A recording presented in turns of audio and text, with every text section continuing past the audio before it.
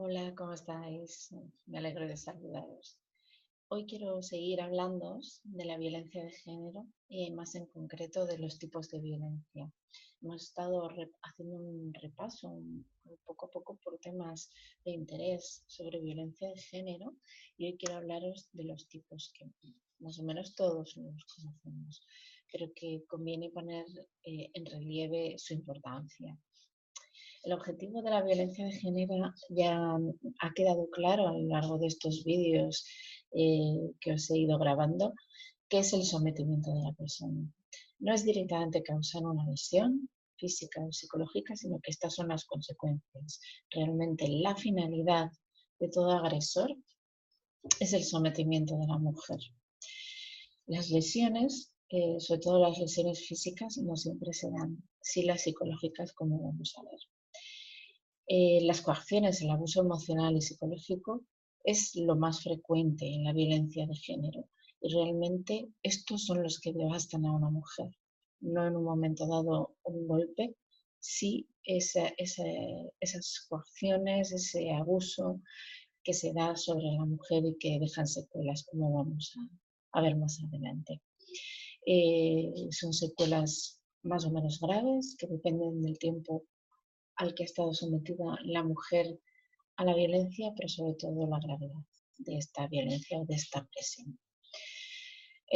Por otra parte, sí me gustaría que tuvierais claro que dentro de las diferentes formas de violencia que vamos a ver, coexisten y se refuerzan entre sí, aunque es verdad que la violencia física es la consecuencia última y la que ciertamente es visible, pero que implica las otras violencias.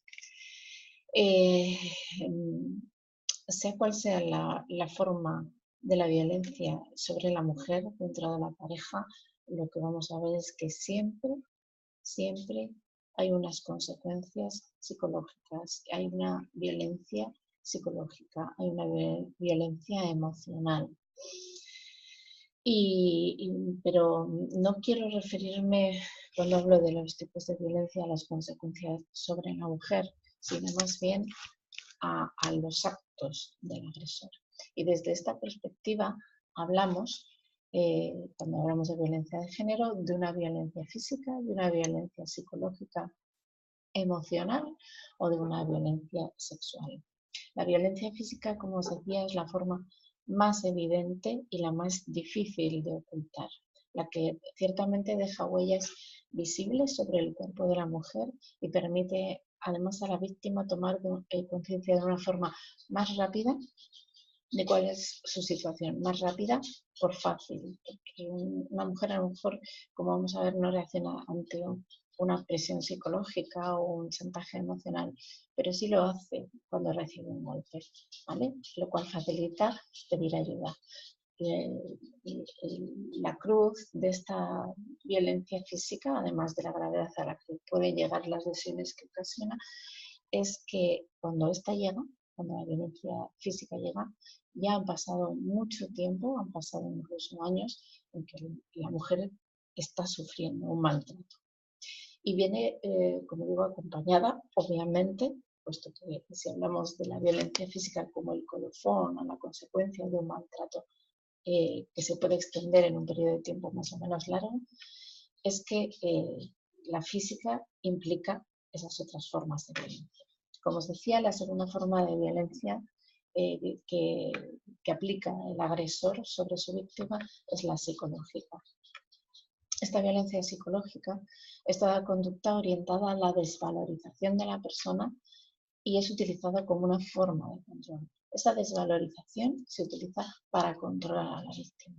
Ocasionan un gran sufrimiento y son, yo diría que, bueno, lo digo yo y lo dicen también muchos estudios, ¿no? de científicos profesionales de la psiquiatría y de la psicología, que ocasionan mucho más daño en la víctima que una violencia física. Si atendemos a las secuelas que deja, además, también es evidente este daño, ¿no? Mayor, porque un golpe físico que no ocasione obviamente una muerte, no estamos hablando de eso, o unas lesiones que invalidan o producen una discapacidad física a la víctima, pero un golpe, un moratón, una herida mm, es, es muy duro sufrirlo, pero cuando se te cura la herida, ese daño desaparece. Lo que queda es la secuela psicológica. Y esto sucede tanto con ese daño físico y mucho más, como os digo, cuando simplemente es un daño psicológico o emocional el que está sufriendo la víctima. Porque esas secuelas psicológicas quedan durante mucho tiempo y hay algunas, y bueno, yo diría que todas, por eso hablamos de secuela, quedan de por vida en la víctima. Pueden mejorar si es tratado, pero va a quedar siempre en la víctima. Una cosa es el daño de la violencia, que puede ser el sufrimiento, la situación de tensión, y otra cosa es la secuela, que eso permanece. Esta violencia psicológica es la más difícil de evaluar y de detectar. En primer lugar, por la víctima. Si habéis visto los vídeos que ya os he dejado colgados anteriormente, he hablado en otras ocasiones de esto, ¿no? Es que muchas veces, al ser la violencia algo paulatino, es muy difícil de detectar incluso por la propia mujer. Pero es que además una violencia psicológica es muy difícil de detectar desde fuera.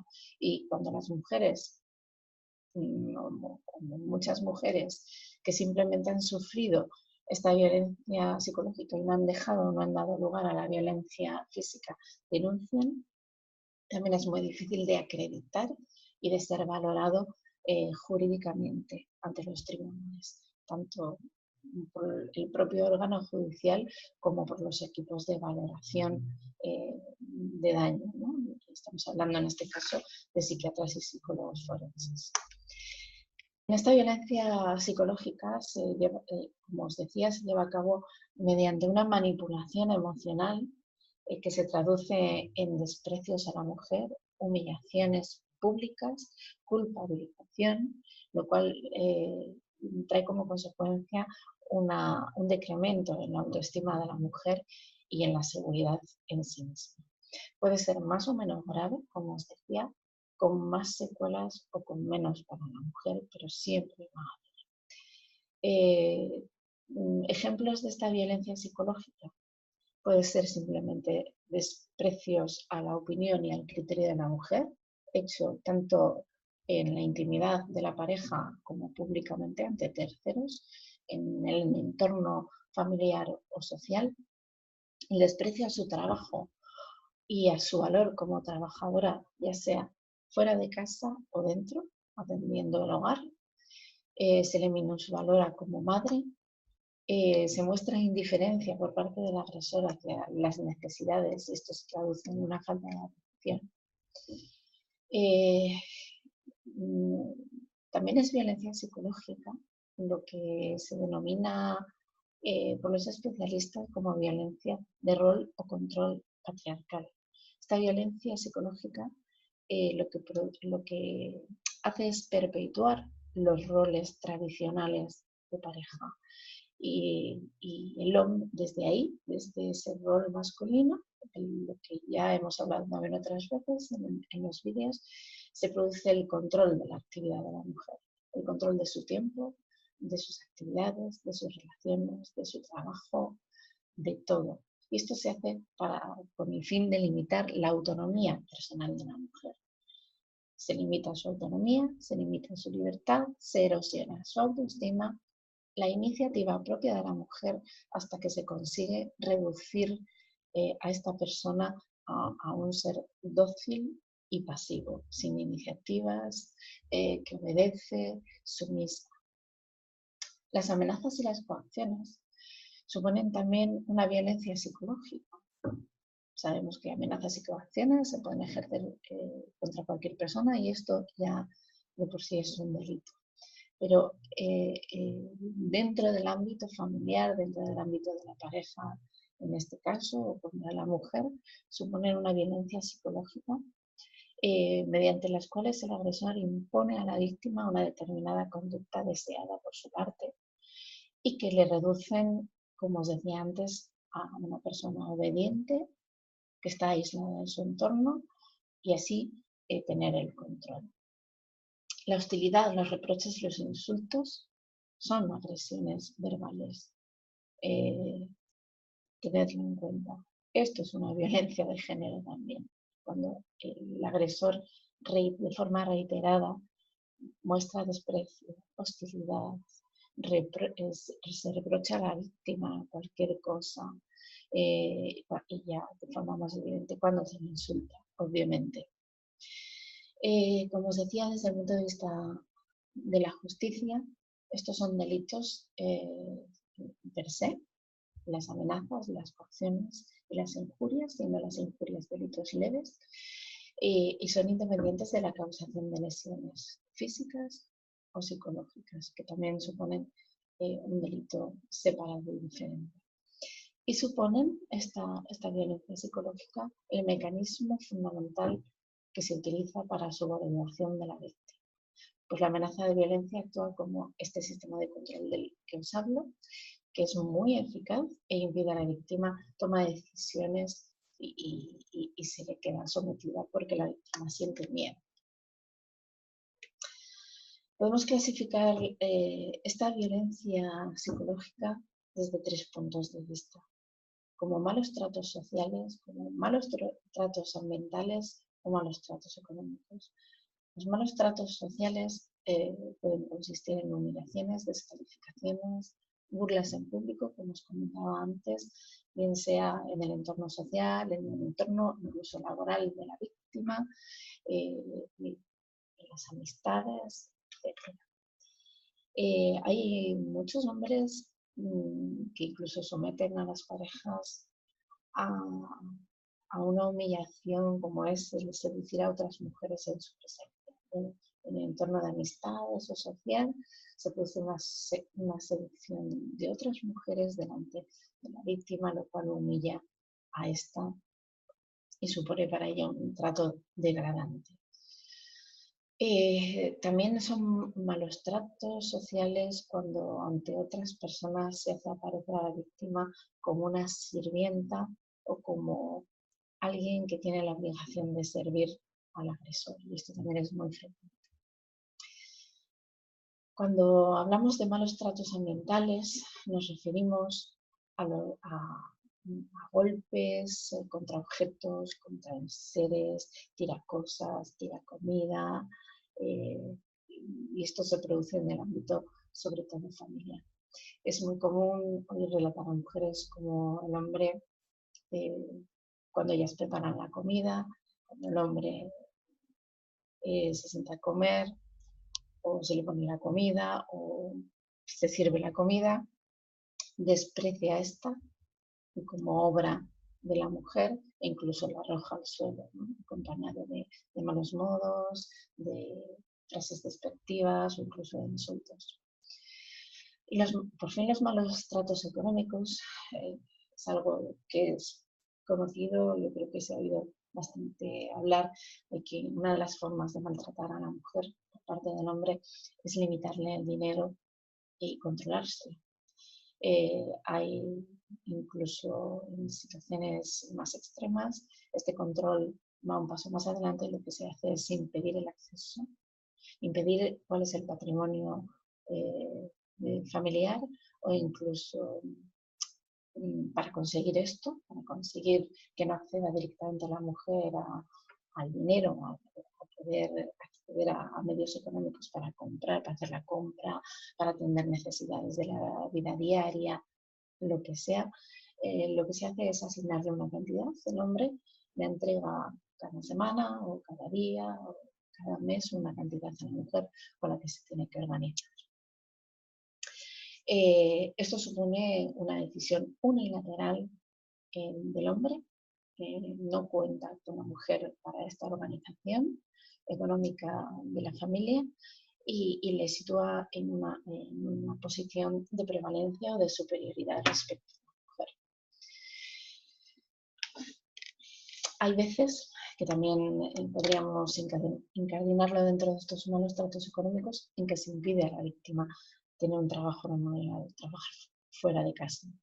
Esto también es violencia económica. Y por fin os he hablado hoy de un tercer tipo de violencia. Os quería hablar un tercer tipo de violencia que ejerce el agresor sobre la víctima, como es la violencia sexual. Esta violencia sexual se traduce tanto en la imposición de relaciones sexuales, o bien dentro de las relaciones de determinadas conductas sexuales que no son queridas ni consentidas por la mujer, o bien en el otro extremo se castiga a la mujer sin relaciones sexuales. Las primeras, la imposición de relaciones o de conductas no consentidas, siempre que se pueda criticar, obviamente constituyen un delito en sí mismo contra la libertad sexual de las mujeres. Lo difícil en este tipo de delitos es acreditar esa falta de consentimiento. De ahí, y últimamente, estaréis familiarizados pues con todos los movimientos sociales por parte del feminismo y de los gobiernos que hemos tenido últimamente en torno a la necesidad de cambiar el Código Penal para que sea más fácil para una mujer poder acreditar o poder mostrar como evidente una violación o un abuso sexual. Bien, hablando de la violencia de género, las vías más comunes de presión en cuanto a la sexualidad, o cuando se ejerce la violencia sexual, es por parte del agresor una amenaza implícita o explícita de agredir o forzar. Se produce esa amenaza de una forma explícita, evidente, o incluso forzando físicamente o bien implícita, a través de amenazas, coacciones, presiones para tener relaciones. Por otra parte, mediante una coerción social por la que se presiona a esta mujer para que cumpla con las expectativas que la sociedad tiene puesta desde su rol de género. Me explico. Hay una cierta presión social, que yo creo que cada vez es menos, afortunadamente, de lo que se ha dado en llamar tradicionalmente y que ha permanecido en nuestro Código Civil hasta el año 81, débito conyugal, lo que se ha dado en llamar el débito conyugal. Era causa de separación en 1981 cuando se introdujo la separación y el divorcio en España, en el Código Civil español, que era causa de divorcio o de separación, porque entonces teníamos un sistema de causas, ahora ya no es así, que era el faltar al débito conyugal, el no cumplir con el débito conyugal, es decir, no tener relaciones sexuales cuando eras requerido por el otro miembro de la pareja. Esto así parece que es bilateral, ¿no? Que tanto la mujer podía pedirle que cumpliera con el débito conyugal al hombre, como el hombre podía pedir a la mujer que cumpliera con ese débito, entre comillas, conyugal a la mujer. Pero lo cierto es que debido fundamentalmente a los roles de género, a todos esos estereotipos de género que presentan al hombre como más activo sexualmente, como dominante, como agresivo y a la mujer como más pasiva sexualmente, sumisa, obediente, que se ocupa de los cuidados de los miembros de la familia, etc., pues obviamente ese débito conyugal se podía predicar casi siempre de la mujer como obligada a cumplir, entre comillas, lo entrecomillo, con el hombre. Hoy en día, como os digo, eso ha desaparecido, ya no existe en nuestro Código Civil, pero socialmente, sobre todo en las personas a lo mejor de más edad o de determinado estatus o nivel cultural, permanece la idea, ¿no?, de que existe esa obligación y permanece incluso la idea de que no se puede dar la violación o el abuso sexual o la agresión sexual dentro del matrimonio o dentro de una relación de pareja estable. Y esto no es así. Es decir, cuando un hombre atenta contra la libertad sexual de una mujer, es un delito, aunque estén casados, aunque sean matrimonio. Y como os decía, todavía existe esa coerción social, ¿no? Como esa obligación de decir, bueno, es que es mi marido, es que es mi pareja, es que tengo que darle esto que me pide, ¿no? Hablando de sexualidad, es que tengo que cumplir, entre comillas, con él.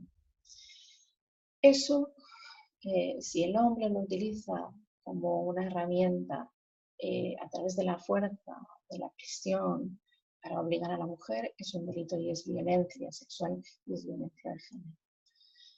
Eh, si hablamos solamente de esa agresión dentro del matrimonio de la pareja, es un delito contra la libertad sexual. Si se acompaña de un proceso de violencia, puede estar incardinado ese delito en un delito más amplio de violencia. También me gustaría comentar en este punto que la sexualidad, igual que se muestra como signo de reconciliación, en la fase, si os acordáis, cuando hablamos del ciclo de la violencia, que hablábamos de 3 fases, una fase de acumulación, tensión, la fase de explosión y la fase de reconciliación o de luna de miel. Es en esta tercera fase cuando el hombre pide perdón y la mujer efectivamente otorga ese perdón y olvida lo sucedido, que se puede producir esa utilización sexual de la mujer con mayor evidencia, ¿no? Y durante la fase de acumulación de tensión, y lo que puede pasar es precisamente lo contrario, es que el hombre castiga a la mujer con la ausencia de relaciones sexuales. En fin, espero haberos servido de ayuda, como siempre, haberos esclarecido un poquito más lo que es la violencia de género y que veáis que realmente es muy necesario hacer políticas en contra de esta forma de violencia, que mientras las mujeres y los hombres no seamos iguales efectivamente y siga existiendo el machismo, va a existir este tipo de violencia y que ocasiona a las mujeres unas graves secuelas de las que hablaremos más adelante. Os saludo. Hasta otra. Chao.